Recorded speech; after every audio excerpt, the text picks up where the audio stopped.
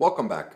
In today's Heal the Hurt podcast, I'm going to help you transform your relationship with anxiety. Now, I'm going to do that by offering you some skills and tools I don't think you can find anywhere else. And these are incredibly powerful. With every single client I've ever worked with on their anxiety, the anxiety is left almost immediately and it's never reoccurred. In other words, they've had long-term years of periods where they have not had an anxiety attack. And many of my clients, the longest they'd ever made it was 4 days without a panic or anxiety attack. And the processes I'm going to share with you are so effective, they have yet, not a single one has had a recurring anxiety attack after they learned this process. So I want to share it with you because so much of the information on anxiety isn't giving you the solution that you deserve. And so you're being forced to rely on medication. Now I want to make it clear, if your anxiety is severe, medication can be a great place to start. It's wonderful. It'll numb you. The problem is it never deals with the source of the problem. All it does is medicate the symptoms. Studies show that anyone who uses anxiety medication, in most cases their anxiety gets worse, and in every case, when they stop using the medication, the problems persist, and in most cases, the problems are now worse. In other words, the anxiety is worse once you stop the medication. That's the problem with medication, is it's a stopgap. It might, in some people, it might lower the effects of the anxiety, but it will never heal it. And in most cases, it makes it worse. Well, what I'm going to share with you does the exact opposite. It works, it's long-lasting, it repeats itself. You never have to go back on medication when you learn these skills and tools. And to me, that's highly valuable. So the first place we have to start is what your doctors and what most people won't tell you is what causes anxiety. Well, anxiety is the fear response. Plain and simply, it's high levels of fear that rob you of the ability to live your life. Okay, so it's normal for us to get anxious about certain things. There's a high, most people call anxiety or stress, those moments, that's what they'll call them, anxious moments or stressful moments. What they're shying away from is the truth. When we feel those healthy moments of anxiety or stress, what we're feeling is healthy levels of fear. It is perfectly okay to experience healthy levels of fear. It can be a motivator. Fear activates us and gets us to do something. That's wonderful. We don't want to lose that. All right? But when it comes to high levels of so-called stress or so-called anxiety, what you're really, the client or the person is experiencing is super high levels of fear. They are in massive fight or flight. Now, in the case of anxiety, what's different about that than typical stress is it is pain from the past. It is fears from the past being brought into the present moment. So it doesn't make sense as to what's going on. So they may not want to get on a plane or go in an elevator, or they may be sitting watching TV and all of a sudden they get heart palpitations and sweats and they just start freaking out. Well, that's what separates anxiety, is it doesn't fit the moment. The anxiety or the fears are, in a sense, irrational. They are, I don't want to, that sounds demeaning, and that's not my point, but they are not appropriate for the situation. So somebody might be afraid of animals or something, but it's to a level that's inappropriate, okay? They can't contain themselves. And so what that does, they end up shutting themselves down and taking themselves out of life. They're just like, well, every time I get in a public situation, I freak out. So I'm just going to stay in my room and watch TV. So they can no longer participate in their life. That's what takes healthy anxiety and switches it into a disorder, is when they can no longer participate. And that's who this video is for, okay? So what creates that is pain from the past. Most often, it was a parent, a caregiver, brother, sister, coach, therapist, somebody who sent the message either directly or indirectly that they should not have any type of negative emotions, that it's not okay for them to feel emotions. That's one cause. Another cause could be just plain out trauma. They may have experienced a threatening situation as a child that's never been threatening or abusive or just scary situation as a child that's never been dealt with. And so here they are as an adult 20, 30, 40, 50 years later, re-experiencing that trauma. And here's why it's a re-experiencing.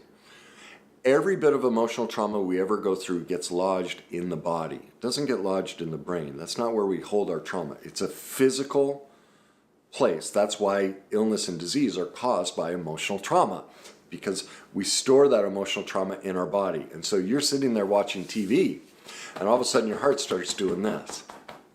Okay? That's your body sending a signal to you. Hey, remember when you were a kid and mom yelled at you because you fell down and hurt your knee and you were screamed and yelled at, don't cry?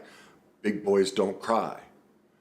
That's what you're experiencing while you're watching TV, and maybe there was a show that looked very similar to that, and you're completely unaware that these two moments are attaching to themselves, and you're reliving the trauma of your mother castigating you for being a weak little boy. Okay? Now, it doesn't always have to be that way, but the general theme is this, that there's something wrong with you for experiencing any type of so-called negative emotion. Now, this is pervasive in our culture, how we teach this, especially in sports.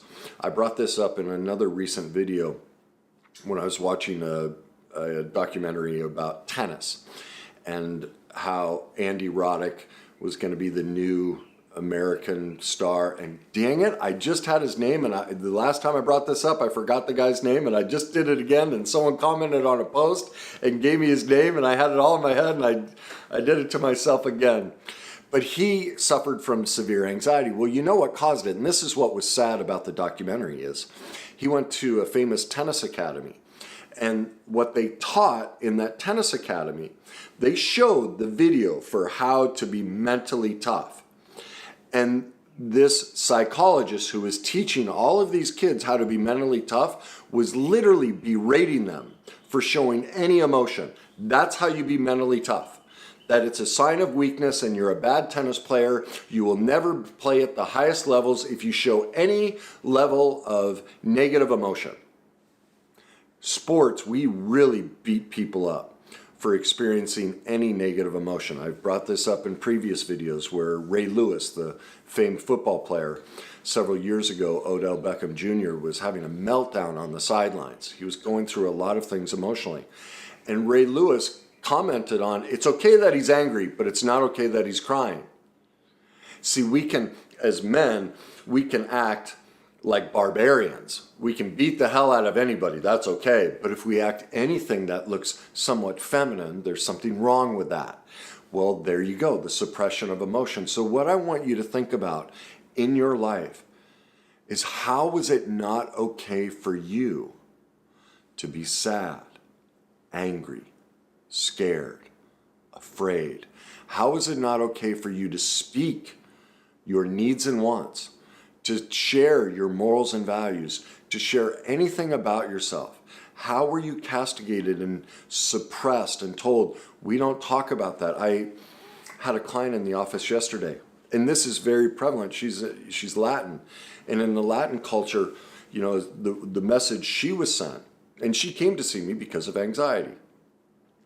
She's having severe panic attacks out of nowhere, just can't shut them down, and can't stop crying, and doesn't know why.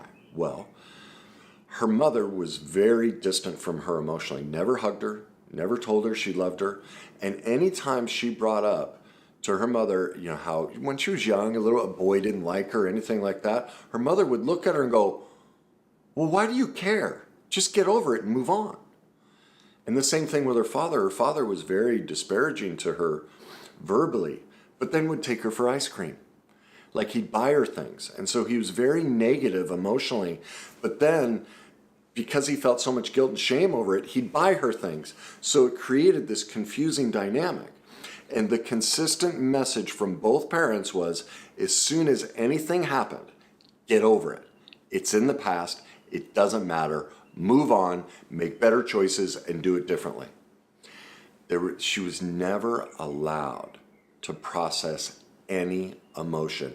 And that's at the heart of all anxiety. Doesn't matter if you're afraid of certain animals, if you're afraid of planes or cars or people, whatever it is. It's an emotional dysregulation. It's an inability to navigate emotions. And so focusing on, a lot of therapies will do like what's called exposure therapy. They will take you to the place, or say you're afraid of an animal. They'll have you sit and watch an animal for a while, and then have you sit inside a house with an animal, and then maybe hold the leash of the animal, then eventually sit. They're trying to expose you to the fear. And studies have shown that can be moderately effective. But ultimately, it's not very effective because we're not dealing with the root issue. Underneath it, that fear of an animal or of a plane or whatever the object may be is a metaphor for what's really going on. And so that's the next thing we have to talk about is, what is it you're afraid of? And I want you to think about how this fear ties in metaphorically to what you experienced. So those people who are afraid to fly, this is huge. How as a child did you feel trapped, confined, powerless? Or who piloted your life? Think about it. Some people that are afraid of planes had a very domineering, controlling parent, or maybe they weren't overtly domineering or controlling, but you realized unless they were kept happy, there was going to be problems. So it's not always this, yelling, screaming, dominant parent, but many times we can have a parent who's sick and hurt and very weak and, oh God, that was my mother. You brought up anything to my mother and she'd collapse. Oh my God, I can't deal with this. And so what did that leave me? That left me, I had to take care of my mother. So she's piloting my life. Now, I don't have anxiety problems, but what I'm trying to give you is examples to look in. If you're afraid of flying, who piloted your life? How was it controlled so that you couldn't express your emotions? How about elevators? This is think about the emotional experience of being in an elevator. You're in a box. You are smothered. You are confined. You are controlled. You are trapped. Did you, like me, I had an older brother who just pinned me down, like he could hold me by my hand. Here's an anxiety I have. Trucks or big vans or semis. If I get behind one while driving, I get really angry. You know why? Because I had an older brother who was huge and he could hold me by my head and completely control me. And so think of it, I'm being held like this. His hands were huge. So when I'm behind a truck or a semi, it's huge. It's like my brother's hand. I can't see. I'm trapped. I can't go anywhere. And out of nowhere, this rage comes up inside of me. And I have to, I'm not so bad, but when I was younger, I'd get angry and I would accelerate. I didn't care if I went 90 miles an hour. I had to get in front of that truck. I would not ever sit behind a truck. But I didn't realize that it was my brother that I was fighting. It had nothing to do with the truck. And the same thing is happening to you, whether you have social anxiety, whether you're afraid of planes or trucks or whatever it may be. You are reliving an emotional experience that you had no power and control over as a child, and all of that energy is being replayed in this moment. What about those who, public speaking is, I think, consistently for decades, always been rated as the number one fear. Well, that tells me a lot. Ask yourself, why would somebody be afraid to speak? Think of it. Speaking. What's childhood? What happened when we disagreed with our parents? What happened when we wanted to do something that was different than theirs? What happened to our speech? Did we get in trouble? when we spoke our true thoughts and feelings? Do you still have secrets from your parents because you're afraid that if they knew you thought or felt these things, they wouldn't approve? The epidemic of public speaking is a trauma reaction to childhood. It was our voices were taken from us. Now look, in every healthy parenting, we need restrictions, we need rules, we need guidelines, we need boundaries. But since we aren't taught the difference between boundaries and abuse, all parents cross that line. All parents are human and they come home from a stressful day at work and they just explode. Shut up, I don't want to hear it. Go to your room, just leave me alone. Boom. It's just a perfectly imperfect moment that a parent had. But in that moment, we learned I can't speak. It's not okay. I can't have my thoughts and feelings. I can't have my morals and values. And I can't negotiate this with you. And so, the fear of public speaking is because our voice was stolen from us. So the first thing when I work with clients that are struggling with anxiety is we have to find the source of the trauma. What pain from the past did you experience? And the first key is whatever your anxiety for you, it might be a disorder. If it is a disorder, whatever you want to classify it as, whatever your anxiety is, find the metaphor. How does it relate? Okay? How does it relate to the experience you had in childhood, like I talked about, being in trucks? Okay? That's the first place we need to look. Now, the second I'm going to give you is a process to discover how it's showing, another way to see how it's showing up in your life so you can work to heal on it. And this is the healing process, which will get you off of medication and get you dealing with the source of the problem, not medicating the symptoms, okay? Now, to do this, go to my website, www.thegreatnessuniversity.com. Go to the tab that says free content. Underneath that, you're going to see a feelings wheel. Print that off. Keep that with you. You're also going to see another print off called 10 Simple Steps to Heal Emotional Pain. Print that one off as well. All right, the first thing is start with that feelings wheel. And for a couple days, just track what you're feeling. 3 to 5 times a day, check in and see what you're feeling. After you get used to doing that, then check in and go, where in my body do I feel it? Remember, we store all emotional pain in our body, okay? And so we need to become aware of that. The next step is, what's my first memory of having this feeling? And we need to start tracking that. And that's where we're going to start seeing, here's where I learned to be trapped, confined, where I experienced I had no voice. We're going to find the source of the trauma that has created the anxiety that got us stuck. We're basically, when you're in anxiety, you're stuck in a fear state from years ago that's being brought into the future. You're reliving it, and you were in those moments, there was a lack of secure attachment with your parents. You could find out there was, you could remember and recognize there was severe chaos in your house growing up, whether it was mom or dad working all the time or addiction or something. But basically, there consistently was not a safe environment. Now, you may have tricked yourself, like the client yesterday who started off by saying, oh, my childhood was great, and asking a few questions. I had to bring her into reality before she could admit, oh my God, what she experienced was severe neglect. She'd never hugged or been told by her mother that she loved her. That's severely abusive. We have one central need as a human being. We must physically and emotionally attach to another human being. Her mother never made that possible.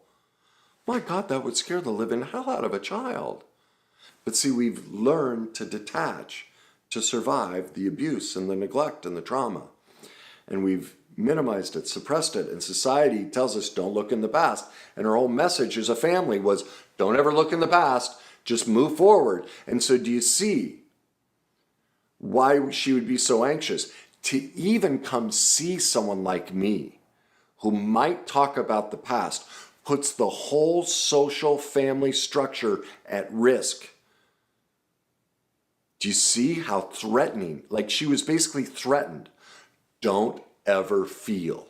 don't deal with anything. So if you go see somebody, a coach or a therapist, to deal with this, you're breaking the family crest.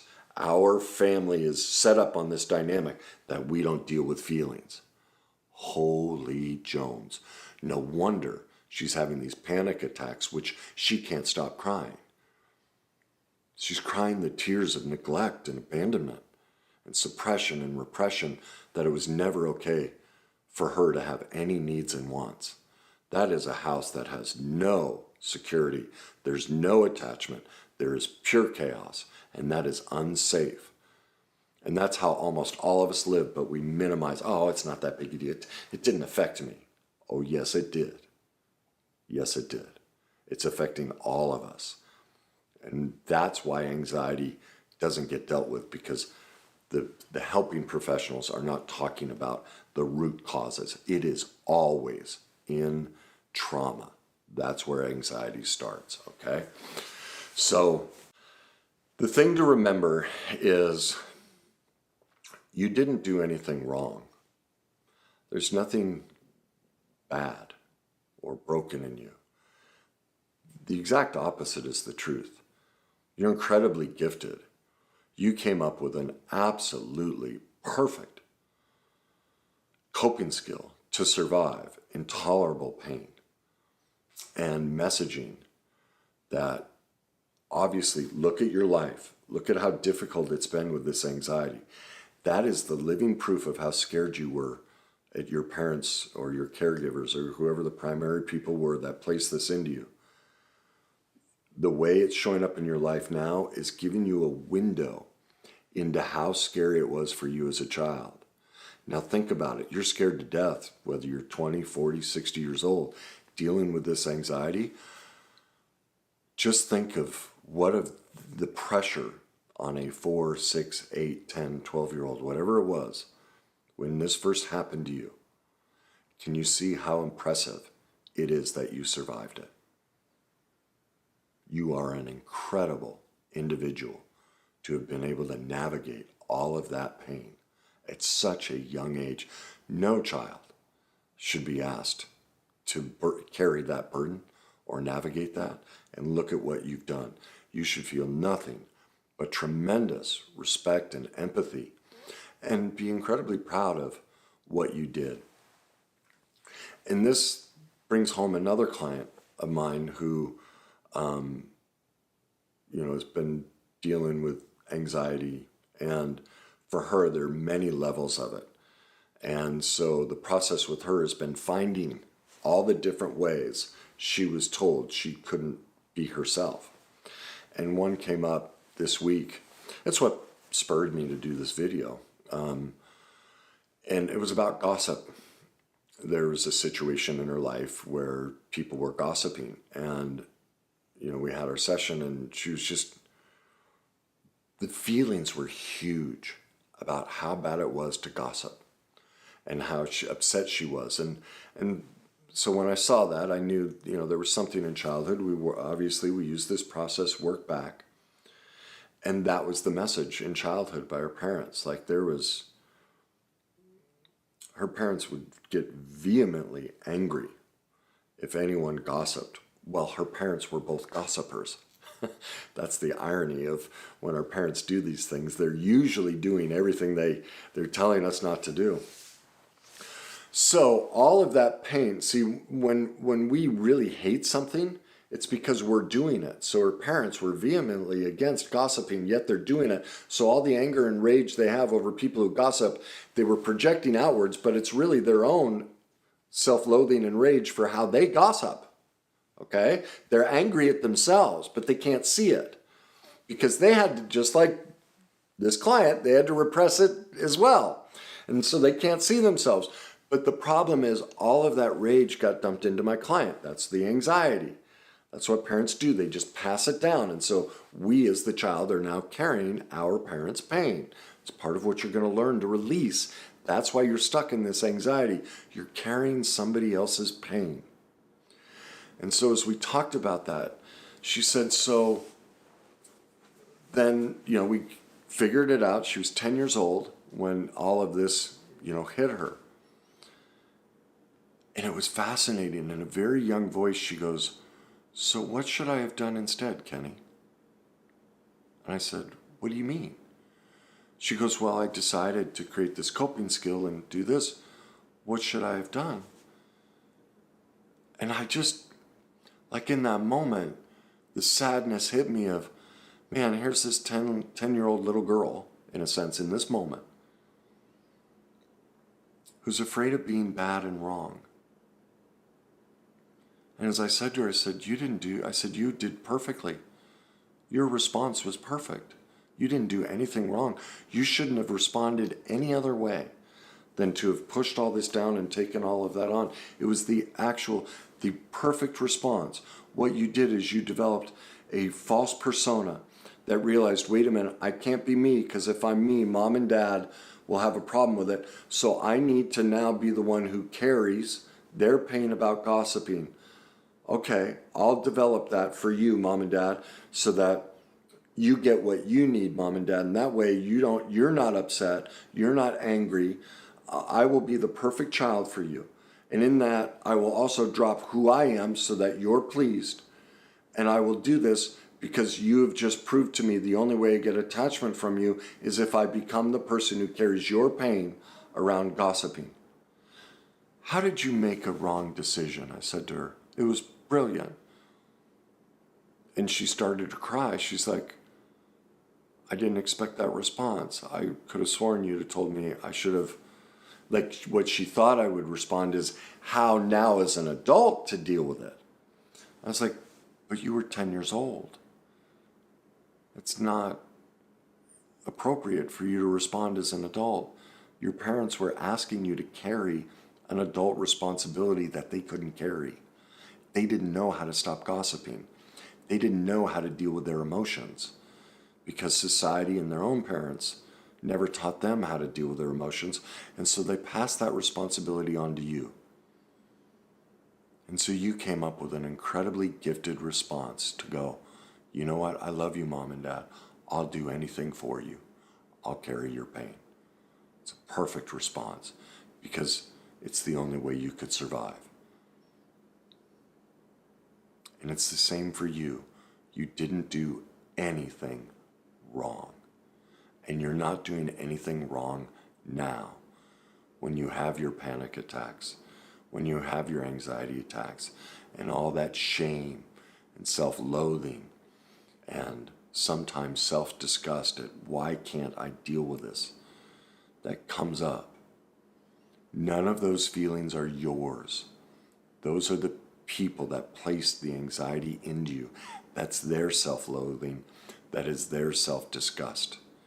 And you did an incredible job carrying that for them. It's incredibly kind and loving of you. It was also an incredibly gifted way to survive an intolerable situation. You have tremendous power, tremendous grace, and now think about it. Now that you're aware of the process and you see how gifted you are, just think of how powerful you're going to be when you go through that 10-step process and you start using these skills and tools for you, whereas all you were taught was how to use them against you. Imagine what you're going to be able to accomplish now. That's impressive. And that's what that's the precipice you're sitting on. So most likely there will be some anxiety. One, to accept this truth, that it's your parents' pain that you're carrying. And two, oh my God, who am I going to be if I let this anxiety go? This is all I've ever known.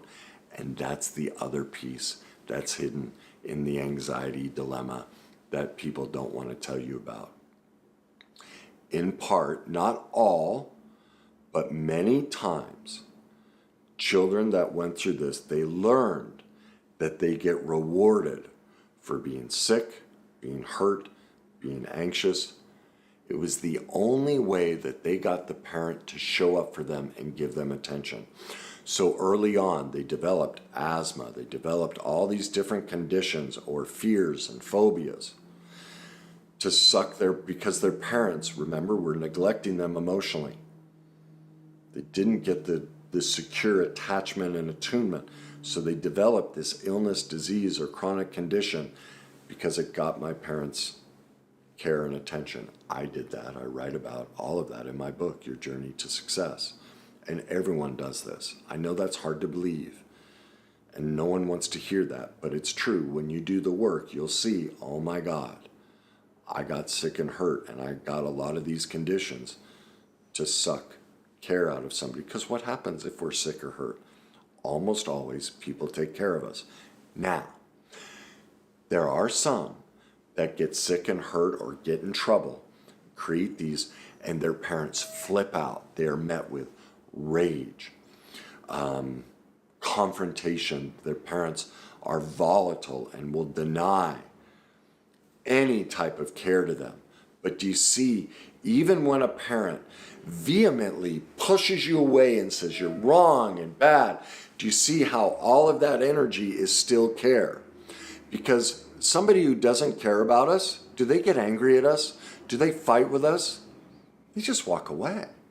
You don't matter to me, so I'm not even going to argue with you. You're of no significance. But if I'm filled with rage, it's what's called negative attention, negative control. And so many times you can have both of those reactions, while they're polar opposites, are achieving the same result. One, I get the loving care that I never got, or I get the rage, which means I'm still getting attention even if it's negative. I've seen that happen a lot with children. They become the so-called black sheep of the family because now the whole family revolves around fixing the black sheep. Well, that's care and attention, even if everything they're being told they're doing is bad or wrong. It's still attention. It's better than nothing. Because I was so deprived and the message was sent that I can't share what I really think and feel. And so the fact that you openly discard me, it at least shows you're paying attention to me. I'll take that because that's better than complete abandonment. Okay? So that's what's underlying all of this. The cause of anxiety is pain from the past being brought into the present that's never been dealt with. Again, the solution, go to my website, that's too many W's, thegreatnessuniversity.com. Print off the feelings wheel, print off the 10 simple steps to heal emotional pain. Go to my YouTube channel, watch the video, How to Heal Pain from the Past. Put those two together. It'll walk you through the exact process that I've taught every single client. To this day, I've never had a client not nearly immediately heal their anxiety. Now, you may not be able to do this on your own. You may need, you can hire me and I'll walk you through the process, or take this process to a skilled professional and say, look, I need your help guiding me through this recovery from the anxiety. But this will get you off the medication. This will get you to really conquer it for the first time in your life and transform your relationship with it. Okay? So if you think this will help somebody, please share it. Please leave me your comments. And most of all, enjoy the journey to healing and transforming your anxiety.